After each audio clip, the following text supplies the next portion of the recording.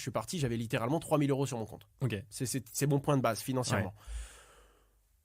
Je vois ce qui se passe. J'ai peur, un petit peu inconscient, donc tu vends pas parce que tu es un être humain comme les autres et quand ça monte, tu te dis que ça va toujours monter plus haut.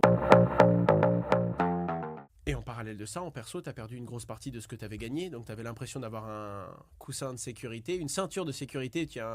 Non, tu l'as pas parce que tu as perdu 70% parce que tu n'as pas vendu. Parce que tu as beau le savoir, parce qu'on a beau te le dire, parce que quand tu découvres un bull run et que tu es un débutant et que tu passes de 3 000 € à 250 000 balles, tu sais pas que tu intelligemment ta position. Tu ne sais pas prendre parce qu'en fait, tu n'es tellement pas capable de gérer le « j'ai vendu, ça continue de monter » que tu vends pas. Un suivi. Ouais, un suivi. Parce que pareil, même si ton coaching perso est bien adapté à l'instant T, pareil, moi j'ai une position, j'y crois, j'ai des convictions, je rentre, j'en présente par exemple en vidéo, les gens rentrent aussi, le truc fait x2, peut-être que moi je sors, parce que j'ai une nouvelle conviction, parce qu'en fait j'ai pris mon profit, parce que c'est ça le problème que beaucoup de gens ont avec un bull run, c'est que c'est bien beau de monter, mais il faut savoir descendre aussi intelligemment.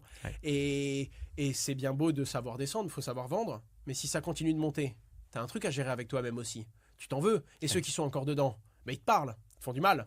Sauf que quand ça redescend, là tu te sens mieux, mais t'es peut-être rentré. Du coup, il faut peut-être ressortir. Enfin, c'est un truc compliqué et c'est pas juste un point d'entrée et un point de sortie. C'est pas juste ça monte ou ça descend. C'est comment je traverse le truc.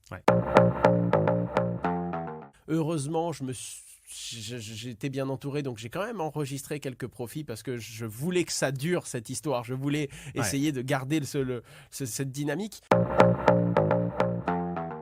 Et du coup, j'ai vendu un petit peu, j'ai sécurisé, mais pas suffisamment. Ça, c'est dur, il n'y a pas de chemin parfait. Non. Et le meilleur moyen de s'éduquer à ça, c'est d'avoir perdu une fois, c'est d'avoir fait une bêtise, c'est de ne pas avoir vendu quand tu aurais dû, et c'est d'avoir racheté quand tu as eu peur de... Et c'est toutes ces petites choses-là qui te donnent des leçons. C'est pour ça que pour moi, dans la crypto, on va commencer par perdre quoi qu'il arrive. On doit perdre des montants qui sont raisonnables, dont on peut se le permettre.